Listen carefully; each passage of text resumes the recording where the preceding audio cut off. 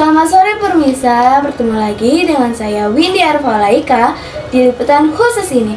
Kali ini kami akan membahas tentang pemadam kebakaran atau damkar garda terdepan yang selalu menghadapi kebakaran. Untuk menyaksikan lebih lengkap, mari kita saksikan. Selamat sore pemirsa, saya Alisa Diva Haji Putri melaporkan berada di lapangan. Saya sekarang bersama Bapak Raffi dari petugas pemadam kebakaran Lipo Cikarang. Ya, saya berada dengan Bapak Raffi yang akan menemani suara kita saat ini. Baik, lanjut ke pertanyaan yang pertama ya Pak. Iya. Pertanyaan pertama adalah apa tugas damkar selain memadamkan kebakaran? Ya, tugas pemadam kebakaran selain memadamkan api, petugas pemadam kebakaran itu memiliki 3 fungsi atau 3 tugas atau 3 voksi. Yang pertama memadamkan api, itu sudah jelas. Yang kedua adalah evakuasi ataupun penyelamatan, seperti menyelamatkan hewan, menyelamatkan benda berharga, menyelamatkan orang. Nah, dan yang ketiga itu adalah pencegahan. Pencegahan ini seperti adik-adik SMA 3 Cikarang datang ke Damkar Lipo Cikarang ingin meminta mengedukasi tugas dan peralatan petugas pemadam kebakaran. Oke. Baik Pak, terima kasih atas jawabannya. Kita lanjutkan ke pertanyaan kedua ya Pak.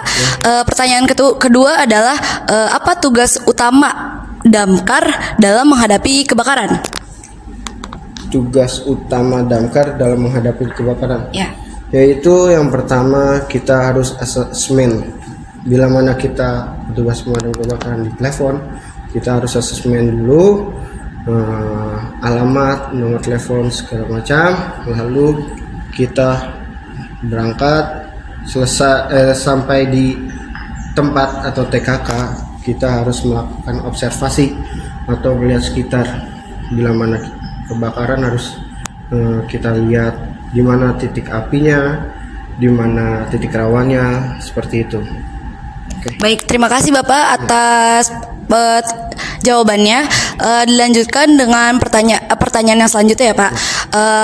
Pertanyaan selanjutnya adalah apa saja sih Pak peralatan yang digunakan damkar? Oke, peralatan yang digunakan oleh petugas pemadam kebakaran.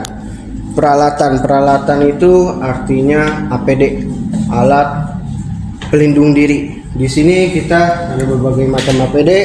Yang pertama itu di APD itu ada yang disebut dengan jaket pemadam, dan kita juga ada celana pemadam kebakaran.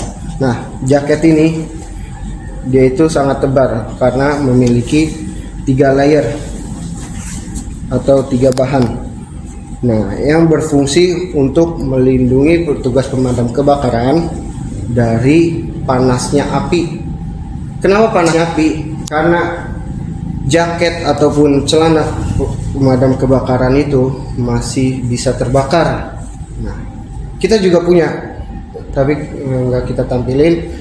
Itu ada yang tahan api, yaitu berbentuk warna silver ataupun aluminium, itu yang tahan dengan api. Nah, ini jaket ini kita sebagai tugas pemadam kebakaran harus memakai jaket ini untuk melindungi badan kita ataupun kaki kita dari panasnya api tersebut bila mana kita masuk ke TKK atau tempat kebakaran tersebut.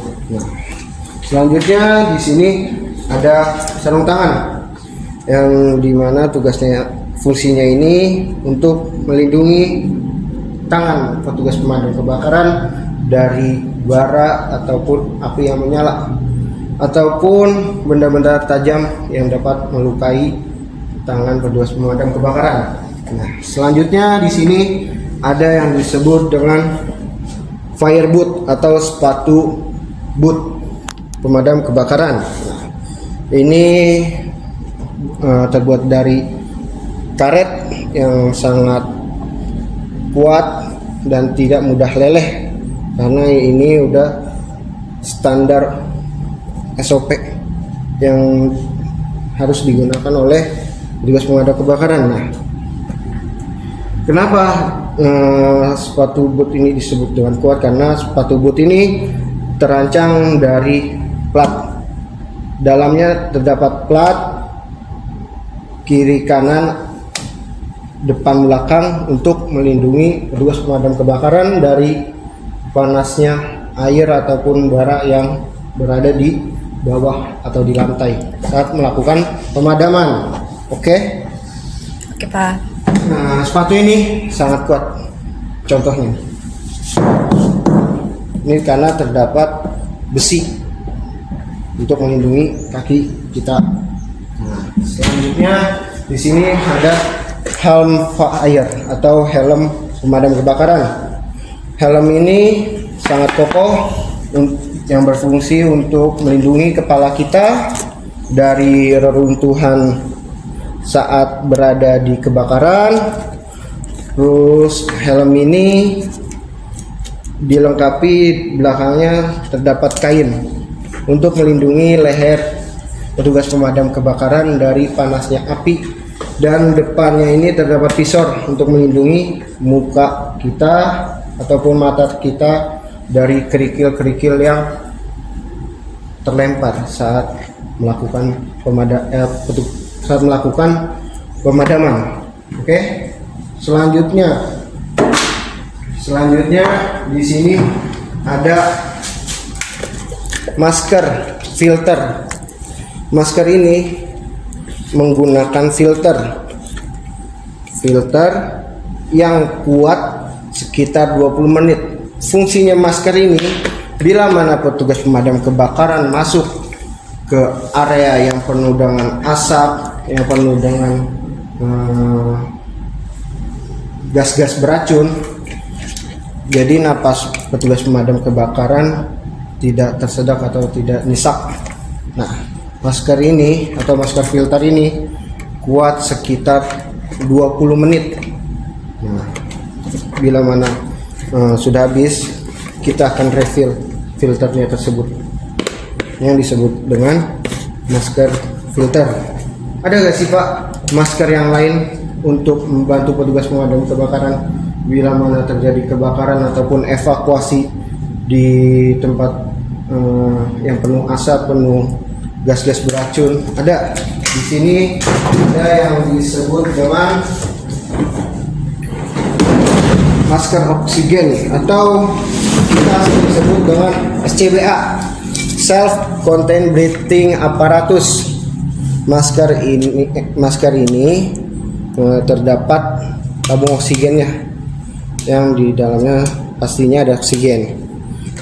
Kekuatan masker ini sekitar 30-40 menit tergantung pernapasan kita. Bila mana masker ini sudah ingin habis, di sini terdapat alarm. Bila mana 10 menit hampir oksigen ini akan habis, alarm ini akan menyala. Oke. Sini terdapat silinder oksigennya. Di sini ada selangnya, di sini ada peleknya, lalu kita sambungkan ke maskernya tersebut yang berfungsi untuk saat kita evakuasi korban di dalam kebakaran di lantai 2, lantai 3, kita tidak tersedak ataupun tidak kehabisan napas. Oke. Kalau lebih dari 40 menit, ya petugas pemadam kebakaran akan ke Balikpapan. Tahu Balikpapan? Tidak tahu Pak. Akan mati. Ya. Oh. Soalnya ini cuma bertahan sampai 30 sampai 40 menit. Oke. Selanjutnya di sini ada senter untuk membantu petugas pemadam kebakaran bila mana di ruangan gelap. Pasti dong di ruangan gelap karena nggak mungkin kebakaran listriknya masih nyala, pasti udah gelap, udah mati. Nah, ini senter untuk membantu kita. Selanjutnya di sini ada HT untuk koordinasi antara petugas pemadam kebakaran satu ke petugas pemadam kebakaran lain. HT ini misalnya kita untuk nyalakan air atau matikan air, kita bisa menggunakan HT. Nggak mungkin gunain HP dong. Iya Pak, ya kan? betul. Nah, Ini ada AT. Selanjutnya di sini ada kapak, yang dimana petugas pemadam kebakaran bukan hanya memadamkan api saja. Di sini, sini ada kapak petugas pemadam kebakaran. Selain memadamkan api, mengevakuasi atau penyelamatan. Nah, fungsinya kapak ini untuk membongkar pintu yang terkunci. Terus misalnya kita di lantai 2 saat kebakaran, kita untuk memecahkan kaca untuk asap ataupun panasnya udara dari ruangan tersebut keluar. Agar apa? Agar api tersebut tidak menyala kembali. Oke. Selanjutnya yang poin paling penting atau fungsi paling penting yaitu pistol. Bapak polisi punya pistol, kita punya yang disebut dengan nozzle. Nozzle adalah pancaran air. Nozzle petugas pemadam kebakaran itu ada 2, yang satu gun dan yang satu jet, dan memiliki ukuran 1,5 dan 2,5. Ini contoh nozzle yang 2,5 nih, lingkarannya besar. Nih nozzle 1,5. Fungsi nozzle tersebut, fungsi nozzle gun tersebut nih, ini memiliki pancaran yang banyak. Kita bisa menggunakan pancaran jet, kita bisa menggunakan pancaran spray ataupun pancaran payung untuk melindungi petugas pemadam kebakaran dari kobaran api. Nah, dan yang satu ini adalah nozzle jet. Kenapa nozzle jet? Karena nozzle ini untuk jarak jauh dan berfungsi cuman satu pancaran, tapi jaraknya jauh. Nah, nozzle ini berguna juga untuk saat kita kebakaran sampah, untuk memasuki bagian dalam sampah tersebut agar tidak ada api yang berada di bawah-bawah sampah. Fungsinya. Dan gimana sih cara menggunakan nozzle tersebut? Nozzle gun ini kita pasangkan ke selang. Lalu selang tersebut nanti akan dibawa oleh rekan kita atau helper. Nah, yang di depan ini namanya nozzle man atau penyerang, di belakangnya adalah helper. Nah, selang ini lalu kita pasangkan ke PTO atau pompa air yang berada di mobil petugas pemadam kebakaran. Itu cara menggunakannya. Selanjutnya yang paling pasti ini, kalian pasti di rumahnya ada gak yang punya apar ini? Nggak ada. Apar ini fungsinya untuk memadamkan api berskala kecil. Kenapa berskala kecil? Karena apar ini bila mana menggunakan di kebakaran besar itu tidak efisien. Nah, apar ini memiliki 4 jenis, yaitu apar powder, CO2, foam, dan apar air. 5, satu lagi yang terbaru yaitu apar AF31, yang dimana apar tersebut berguna untuk memadamkan mobil listrik. Apar ini ada bermacam perantarannya. Di sini ada selang, ya, ada nozzle. Sebentar, terlukat dulu deh. Powder. Nah, powder ini yang disebut dengan silinder. Di sini ada catatan jenis apar tersebut, terus tanggal kadaluarsanya, dan tanggal kita melakukan refillnya. Nah, Di sini ada selang.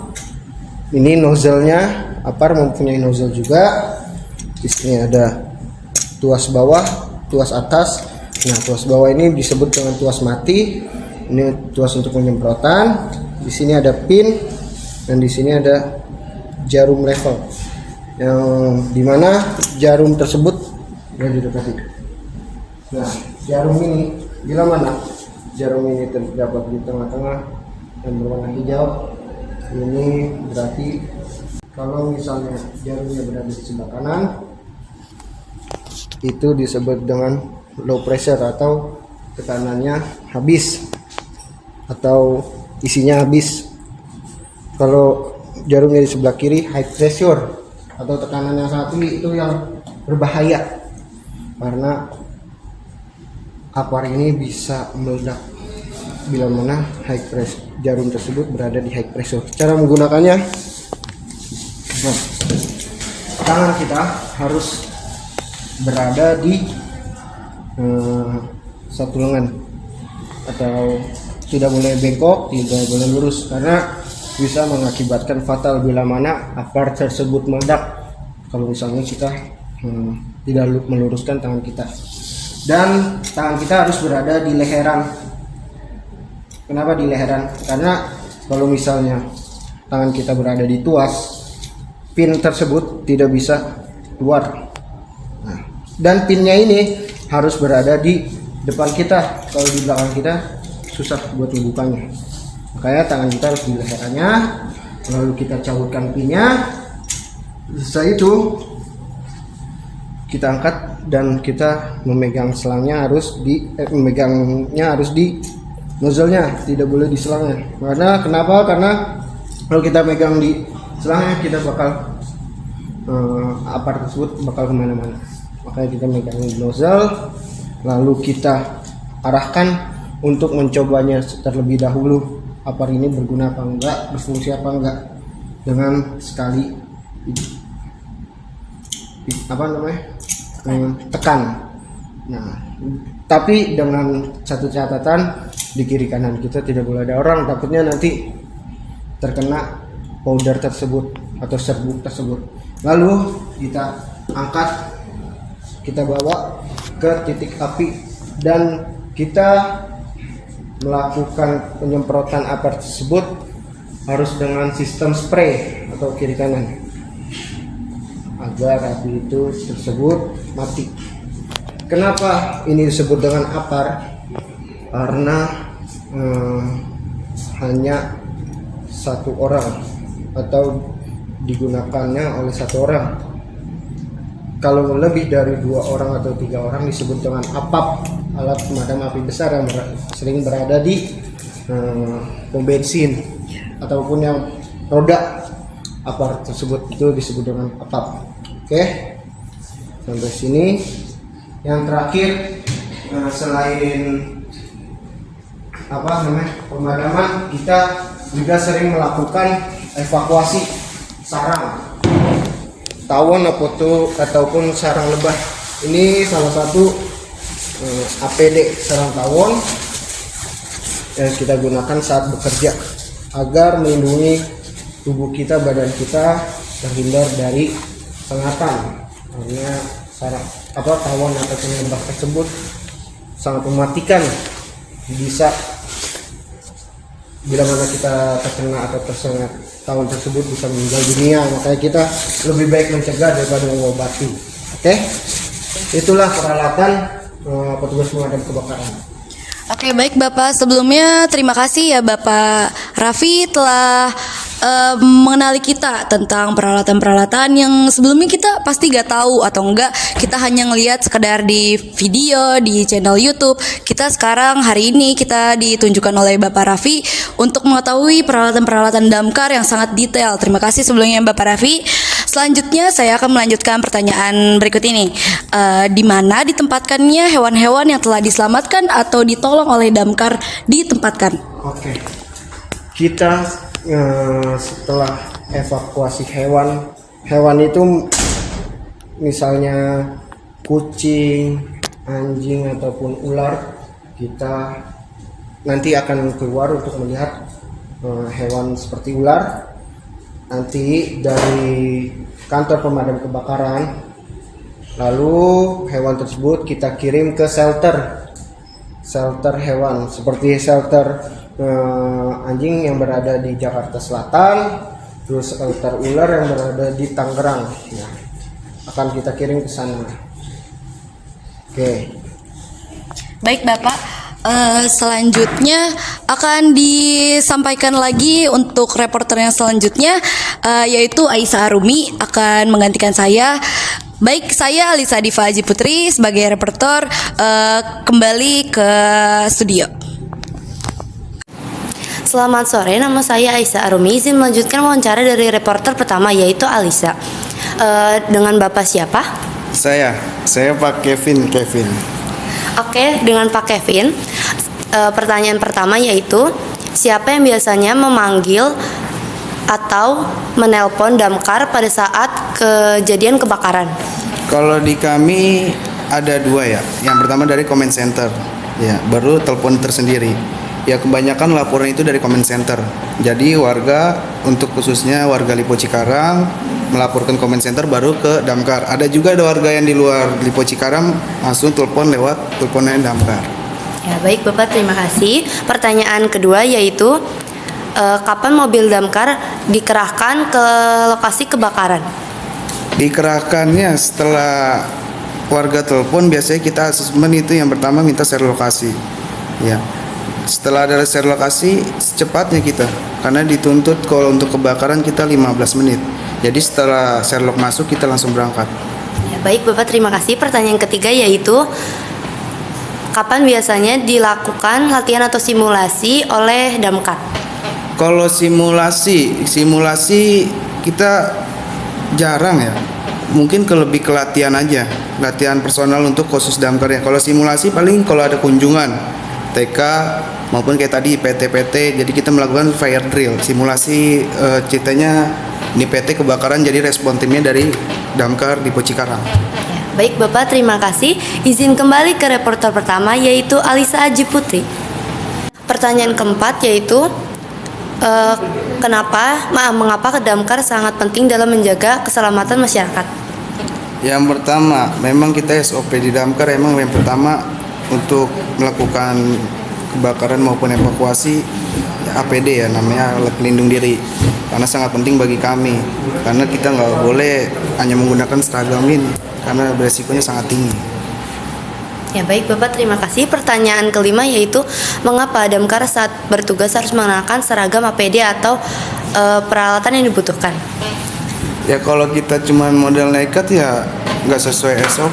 Memang kan damkar itu memang dibentuk untuk membantu masyarakat, yang terutama alat kita harus memadai. Namanya juga damkar, pemadam kebakaran. Dan kita punya dua bidang, namanya pemadaman sama penyelamatan. Dua bidang ini berbeda. Yang penyelamatan khusus penyelamatan kayak evakuasi sarang tawon, kayak ular. Yang pemadaman seperti APD, SCBA, masker, helm ini khusus jadinya. Jadi beda, memang kita harus di-SOP-kan menggunakan APD. Baik Bapak, terima kasih. Kembali ke reporter pertama, yaitu Alisa Haji Putri. Baik, kembali lagi bersama saya Alisa Diva Haji Putri sebagai reporter yang akan melanjutkan dari Aisyah Arumi. Bapak, langsung ke pertanyaan selanjutnya ya Pak. Pertanyaan terakhir sekaligus. Bagaimana cara damkar menerapkan prosedur saat berada di lokasi kebakaran? Yang pertama, ketika ada laporan dari warga, ketika kita nyampe di TKP ya, maupun kebakaran itu sampah apapun banyak di sini itu kawasan ya, seperti PT, terutama untuk di PT kita asesmen dulu, karena kita kan yang punya wilayah itu hanya orang PT yang tahu. Sebelum kita melakukan pemadaman, akses mana aja yang bisa pemadam lewatkan, terutama akses yang kedua, akses untuk air seperti hidran itu nggak boleh jauh dari mobil damkar. Kalau bisa lebih dekat itu lebih bagus. Dan kebetulan yang kita gunakan ini mobil damkarnya sangat sensitif, tidak bisa menggunakan air-air yang kotor. Jadi memang harus dari hidrannya langsung. Yang pertama itu aja sih, asesmen wilayah sebelum kita melakukan kebakaran. Jadi prosedurnya itu aja. Oke, baik Bapak Kevin, terima kasih atas jawabannya. Sekian dari pertanyaan-pertanyaan saya. Terima kasih untuk Bapak Kevin dan Bapak Raffi yang telah menemani kita di sore yang cerah ini. Selamat sore. Wassalamualaikum warahmatullahi wabarakatuh. Baik Bapak, di sini kita bersama Bapak Raffi lagi ingin mengetahui bagaimana cara damkar kalau menanggapi ular. Ini adalah salah satu evakuasian kami, yaitu evakuasi ular di wilayah Lipo. Ini salah satu ular kami yang kita evakuasi yang berjenis ular sanca. Ular ini, ular sanca ini, dia ini tidak berbisa, namun kekuatannya itu atau berbahayanya itu gigitannya dan lilitannya kalau ular sanca tersebut. Nah, ular ini kita sambil edukasi sekalian ya. Ular ini 99% dia itu buta. Dia itu buta. Dia itu matanya itu buta dan memiliki untuk pergerakannya itu dia itu memiliki indera pencium dan indera penggerak. Dan bila mana kalau misalnya kita takut dengan ular tersebut, ular ini tahu karena biasanya indera penggerak yang dapat mendeteksi kita bila mana kita takut. Ular tersebut memiliki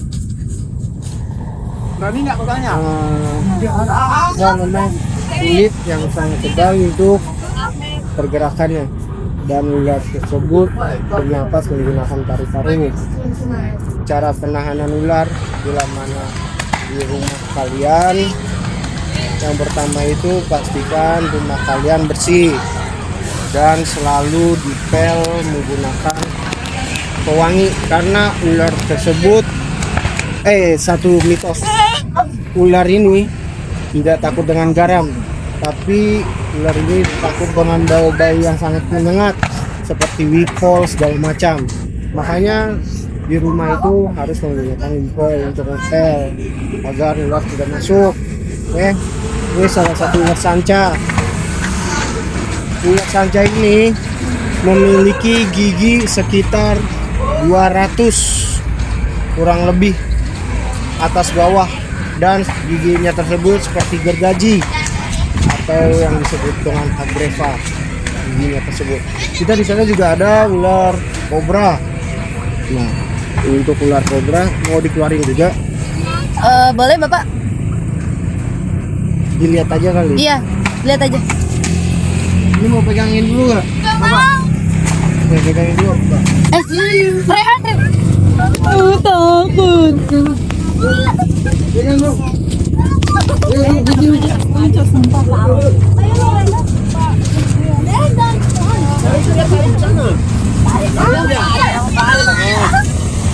Bapak takut. Rehan nih, Rehan jangan kesini sini Rehan.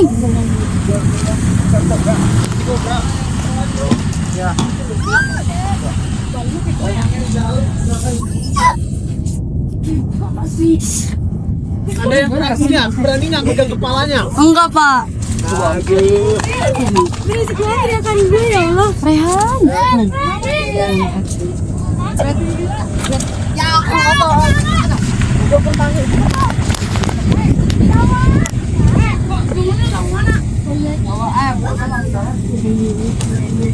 Nah, kita lanjut Pak. Ya lanjut Bapak. Ular sanca ini bila mana kalau kita diam, dia juga pasti bakal diam karena tidak melihat. Kan yang seperti saya tadi bilang, 99% ular ini matanya itu buta. Dia itu cuman bisa merasakan pergerakan. Kalau kita diam, coba kita gerak tuh.